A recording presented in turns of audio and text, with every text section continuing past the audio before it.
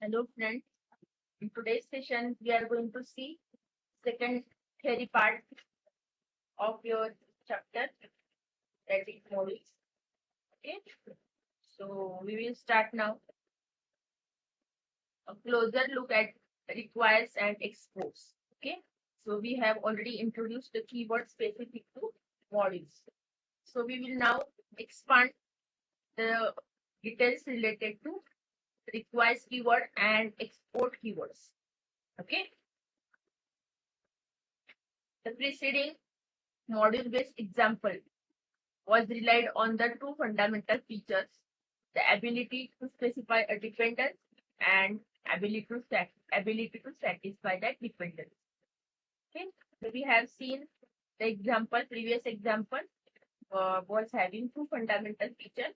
One was ability to specify the dependence and second is satisfy that dependence. Okay, these capabilities are specified through the use of requires and exports keywords within the module declaration. Okay, so one module is dependent upon the another. Okay, that will be given by the requires and exports keyword. Each merits a closer examination. Here is the form of requires statement, requires module name. Okay,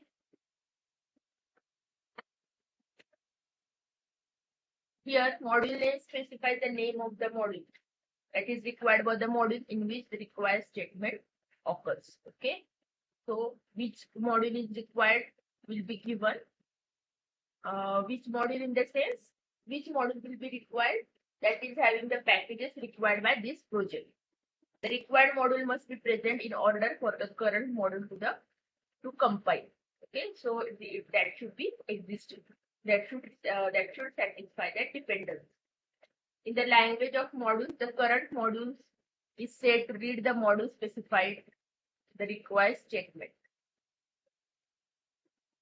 Current module in which we are residing right now, it is told or said read the module specified in the requires keyword. So whatever is given in the requires, like it requires module name.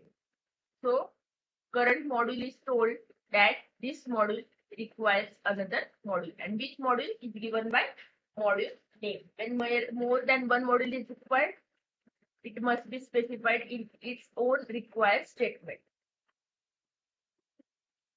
So every module that is required, it must be specified in their own requires keyword.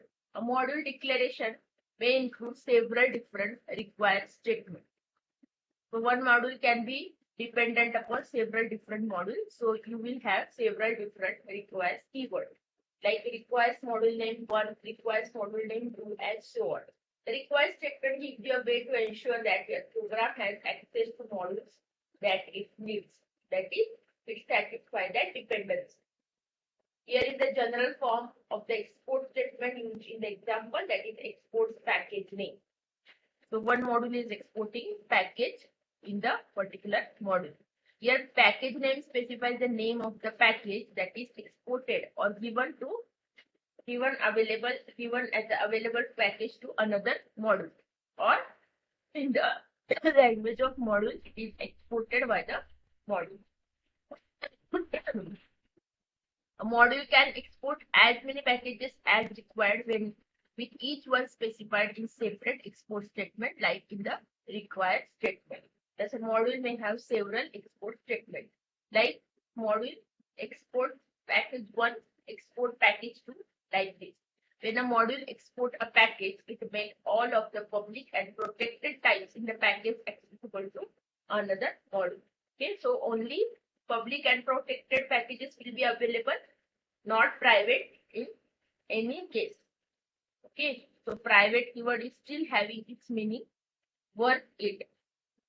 So private means not accessible to anyone. The public and protected members of those types are also accessible. Okay, if a package within a module is not exported, then it is private to that module, including all of its public types.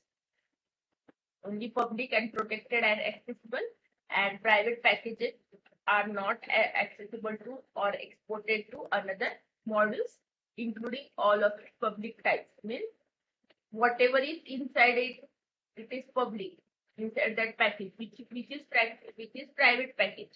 Like if package ABC is private, declared by private, and all of its types are public, but still, since it is a private thing, it cannot be accessible.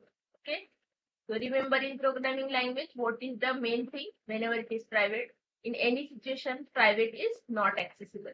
Even though a class is declared is public within a package, if that package is not explicitly exported, like it is not private, it is not public, or it is not explicitly exported as an export keyword, then that class is not accessible to another modules.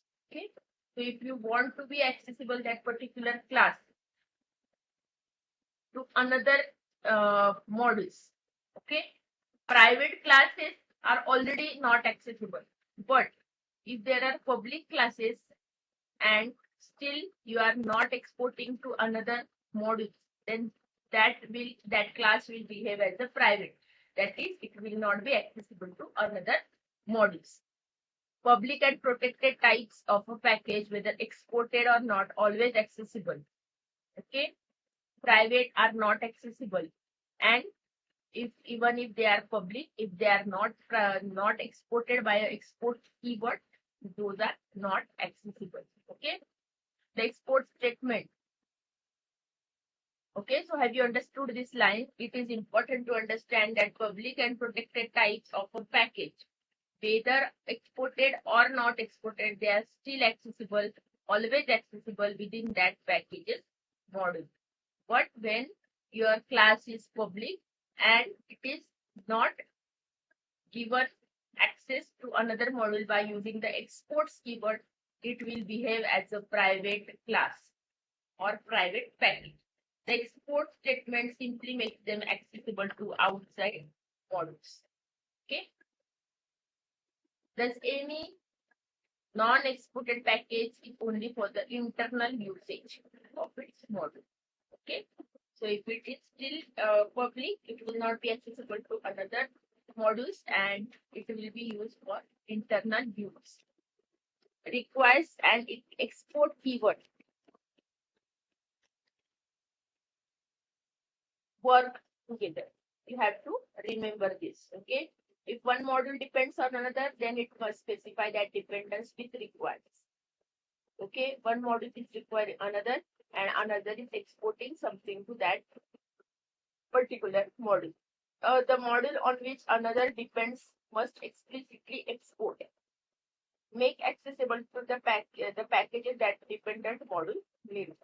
Okay, when two modules are dependent upon each other, like module 1 is ABC and the second module is XYZ. ABC is dependent upon XYZ. So ABC will tell that it requires XYZ and XYZ will export the classes that those are needed by ABC in all the situations. If either side of this dependency is missing, the dependent module will not compile. So both should have to operate cooperatively. Okay, as it relates to the foregoing example that we are going to see now, my mode app demo uses the functions in simple mathematical functions. The abstract, as a result or as an output, abstract module declaration contains a required statement that names the app functions module. Okay, so abstract will require abstract module declaration will contain a required statement that will require the module which have the simple mathematical functions. Okay, because it depends upon those that class to operate. Okay, to have the output. The app functions module declaration exports app functions dot simple functions, thus making the public types in the simple mathematical class available. Okay, since those are public, it has to still give it as give it to another module available by using the exports keyword. Okay. Both sides of dependence relationship have been fulfilled. Application can compile and run. So whatever example that we are going to see as a foregoing example, what is the criteria? My mod app demo class. Okay, my mod app demo Java uses the functions in simple mathematical functions. So in the simple language, that is simple English language, what is the understanding of this line? My mod app demo dot Java requires simple mathematical functions dot Java.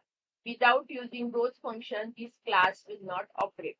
What it has to do, it as a result, since it requires it, abstract module requires statement has a require statement that requires the app functions module. And app functions module exports the package in app function dot simple function package so that it will help the abstract module to operate upon the simple mathematical functions. Okay, both sides, sorry, both sides of if both sides are since both sides of dependencies are available or fulfilled, the application can compile and run. If either is missing, the compilation will fail. It is important to emphasize that requires and export statement must occur only within a module statement. Okay, because both keywords are only related to module. So if you want to have its full meaning available to programming language, what you have to do, you should only use them in the context of module. Okay. If you will use it in another situations like a parameter name, class name, those will be used as a normal name. Okay. Normal instance variable or parameter name. It will not operate as a keyword of modules. Okay, so this we have already understood in the previous session. A module statement must occur by itself in a file called module.info.java. Okay, this also I have introduced in the previous session. What is this? A module statement which has requires and export statement in that must in the module.info.java. Next, Java.base and platform modules. As mentioned at the start of this chapter, beginning with Java 9, the Java API packages have been incorporated into modules. So, those will all support modules. The modularization of API is one of the primary benefits realized by the addition of the modules. Okay, when it added the modules, modularization of API took place. Because of their special role, API modules are referred to as platform modules and their names will all begin with the prefix Java.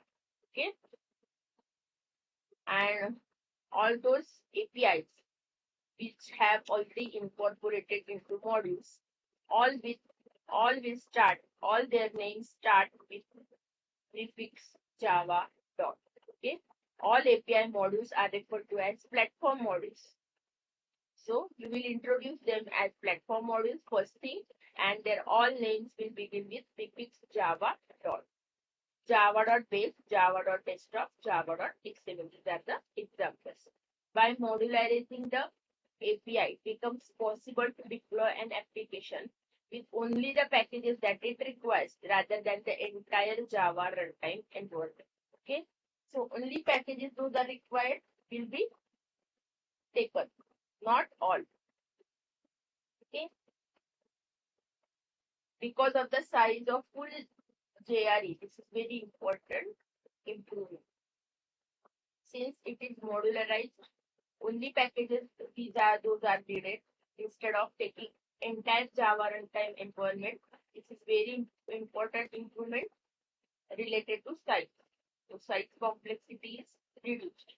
The fact that all of the Java API library packages are now in modules gives rise to the following questions.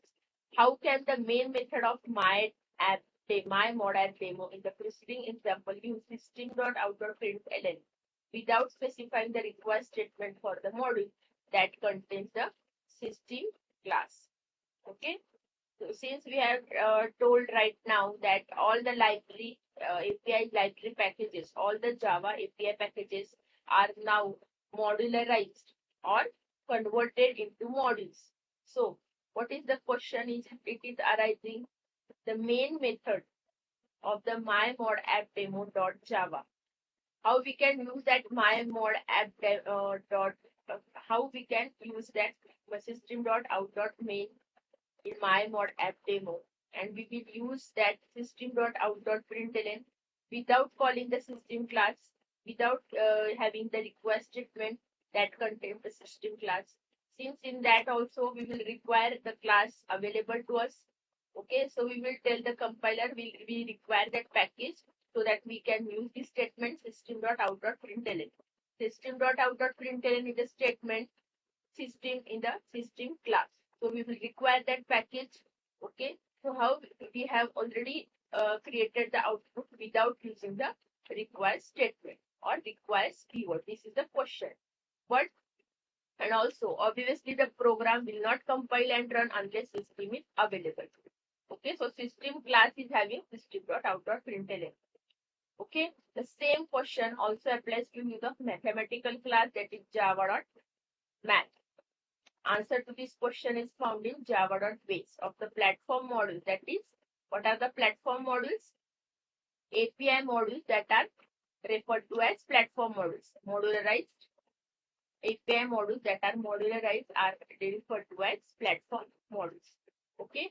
So answer to this question that we can use system class as well as math class without using the requires keyword is java.base. Of the platform modules, the most important is java.base. It includes and exports those packages fundamental to Java. Okay, so those packages will always be included. Those are very important, like java.lang, java.io, and java.util, among many others. So these are the basic packages. Those will be given by the java.base. Okay, so when we are using the java.base, we are indirectly using java.lang package, java.io package, and java.util package. Okay, because of this importance, a java.base is automatically accessible to all the modules. All other modules automatically require java.base.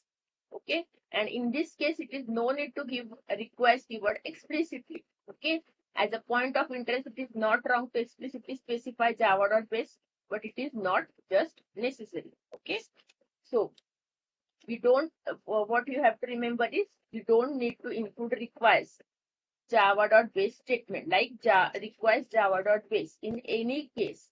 We can include it, but it is not necessary. In the much same way that java.lang is automatically available, like automatically imported. Before the introduction of modules, we were using java.lang because it is the basic package. It was the basic package and it was imported in all the cases. Okay, it was automatically available in all programs without the use of import statement.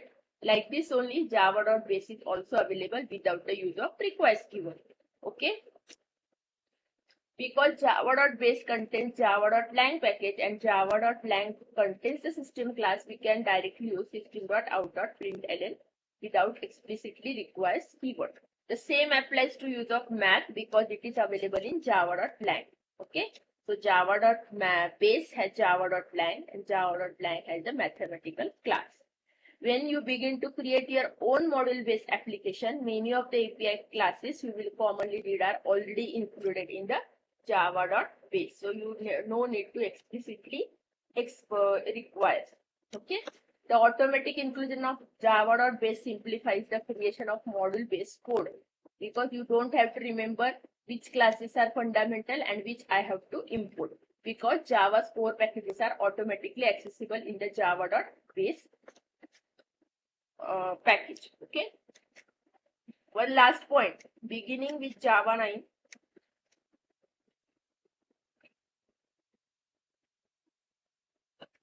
Okay, all the module-based code because Java's core packages are automatically accessible in java.base module. Okay, so beginning with Java 9, the documentation for the Java API now tells you name of the module in which package is contained. So when you will read the documentation properly, you will get that the name of the module in which that package is already available. It will be given in that documentation. If the module that is java.base, then you can use the contents of that package directly without using the requires keyword. Your module declaration must include request clause for other desired module. Only java.base module is automatically given. Okay, not all other. For all other, you have to explicitly use the requires keyword. Next, legacy code and unnamed module. Next question arises when there was not introduced modules. What about that particular code? That is legacy code. One question may have occurred when working through the first example module program. Java now support modules and the API packages are now also contain modules. Why do all of the other programs in the preceding chapter compile and run without error, even though they do not use modules? Since there is now over 20 years of Java code already available, the vast majority of the code that does not use module, how it is possible to compile, run, and maintain that legacy code with Java 9 or later compiler? Okay. What is the answer of that? Answer is write once, run everywhere. That is the introduction of Java that we have already introduced in first chapter. Write once, run anywhere. You have to run Java program only, write the Java program only once. Okay, and run everywhere. This is very important question because backward capability must be maintained. Java answered this question by providing an elegant, nearly transparent means of ensuring backward compatibility with pre-existing code. Because whenever new features will be added over the years, again and again new features will be added, Java always backward compatible with the legacy code or the old code that is already existing. Okay, so more than 20 years of code is already available and Java must support that code. Okay, support of legacy code is provided by two key features. First feature is unnamed module. When you use code that is not part of the named module, it automatically becomes the part of unnamed module. When you are not explicitly given a name, or when you are writing a code that is not part of named module, it automatically becomes part of the unnamed module. The unnamed module has two important attributes. All of the packages in unnamed module are automatically exported. Okay, automatically exported to all, and it can access any and all other modules. Okay, so newcomer or newbie in the module which have not who is not already introduced regarding module. What is the answer to that particular programmer? He don't know anything about module.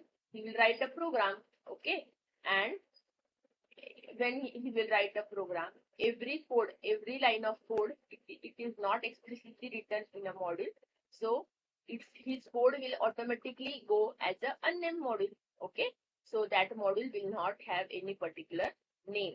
First thing. And second thing, it has two attributes. All of the packages in unnamed module are automatically exported, so that unnamed modules, things or packages are already available to all other modules, and all other modules can access those particular packages which are exported. So no need to add the requires keyword, and no need to add the exports keyword. Okay, so this is the answer. When program does not use modules, all API modules in the Java platform inaccessible to the unnamed module. All API modules mean all, not only java.base. When you are using module, only java.base module is available, and all other than java.base module you have to explicitly add with the requires keyword. But when you are using the unnamed module, all API modules in the Java platform are automatically accessible through the unnamed module because programmer does not know about it. Okay, the second key feature that support legacy code is the automatic use of class path rather than the module path. Okay, when you compile a program that does not use or require modules, the class path mechanism is employed rather than the module path because it has been since Java's original release. When module path is not available, class path will always be available because from the introduction to Java, that is Java 1.0, everybody is using class path. The programmer who don't know about module path, he will always use the class path. So the answer to this question is class path will always be available when module path is not available. Okay, the program is compiled and run in the same way it was prior to the advent of modules. Okay, so no need to worry about this.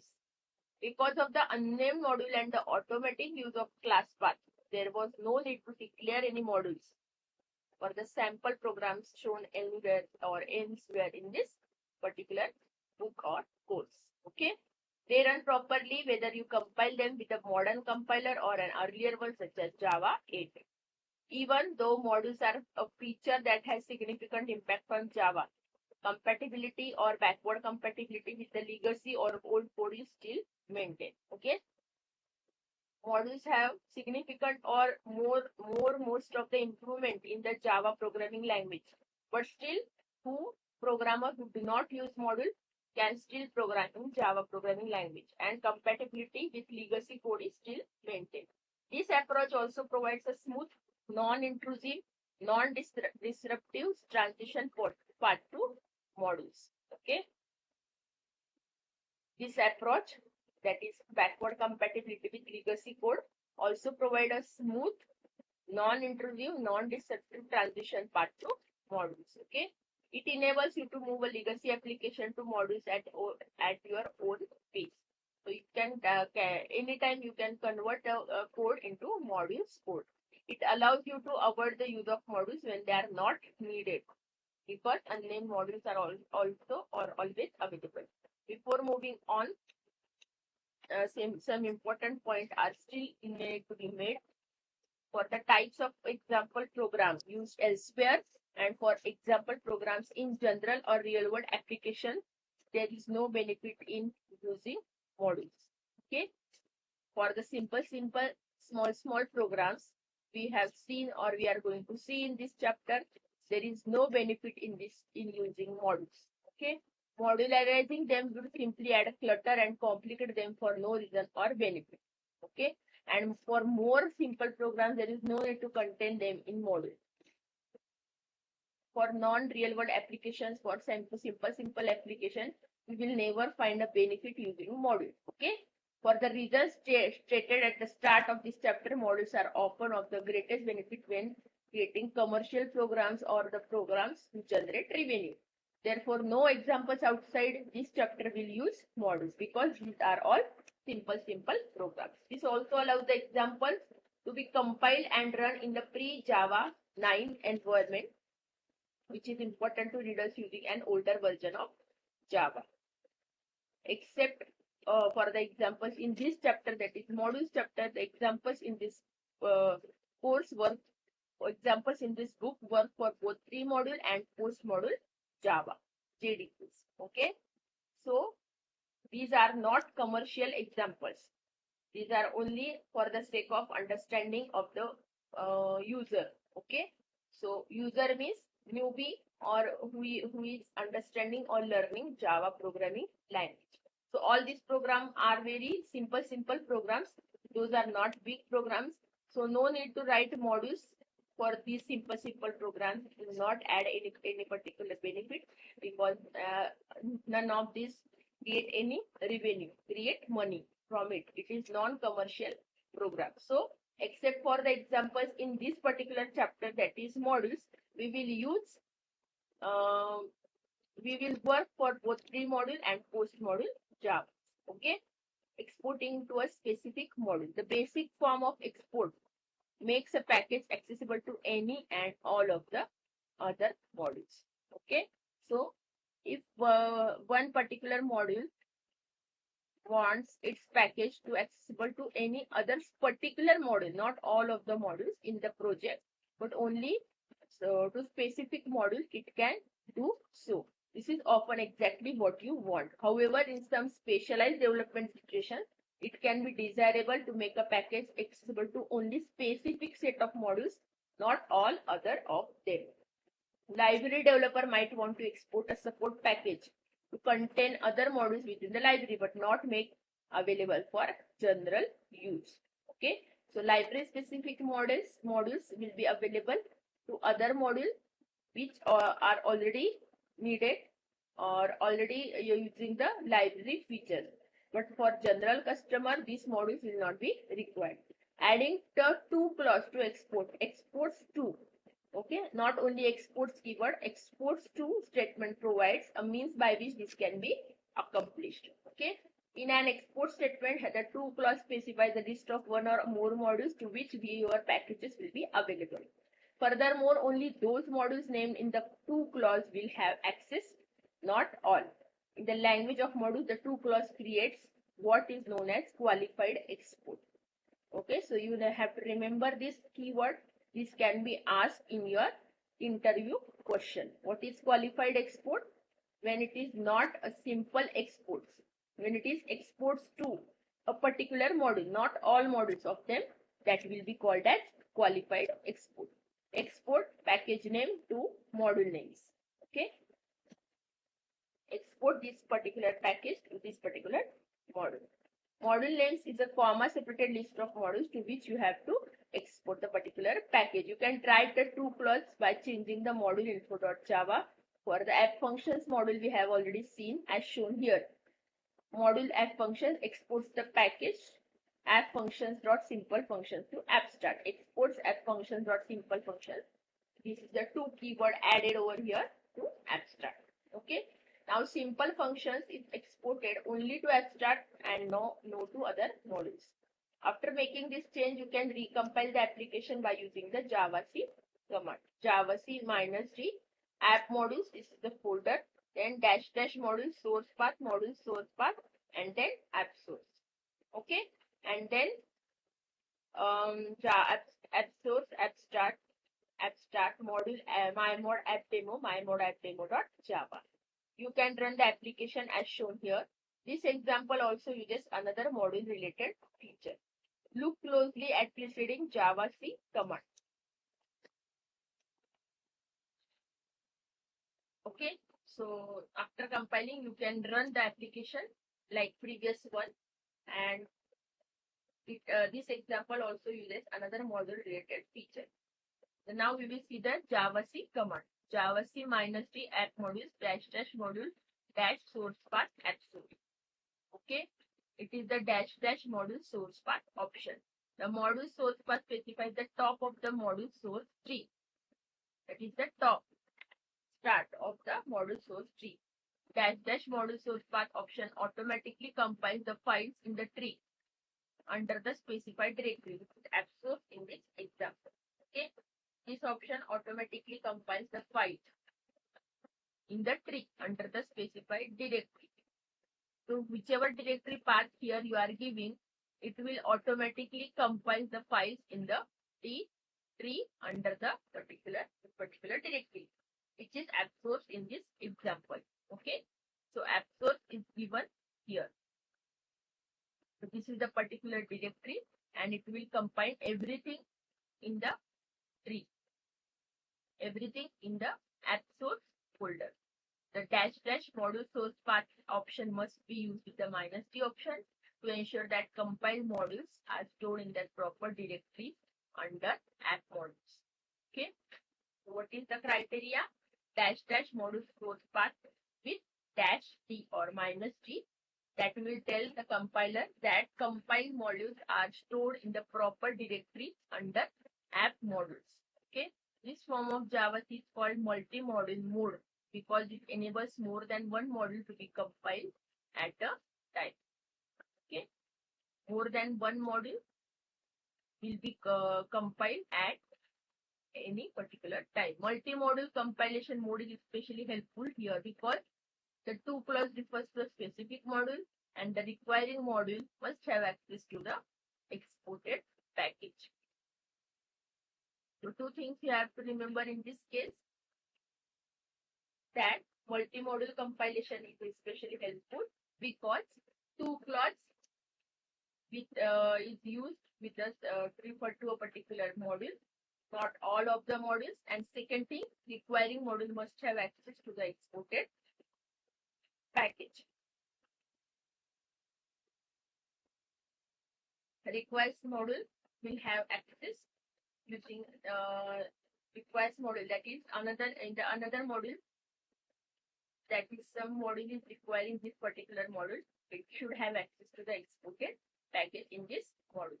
In this case both abstract and app functions are needed to avoid warnings or errors during compilation. Multi-module mode avoids the problem because both modules are being compiled at the same time, so that error will be avoided. Multi-module mode of Java C has another advantage. It automatically finds and compiles all source file for the application, creating the necessary output directories. Okay. This automatically finds, multi-module mode automatically finds and compiles all source files for the application, creating the necessary output directory. Because of the advantages that multi-module compilation mode offers, it will be used for the subsequent exam. Okay.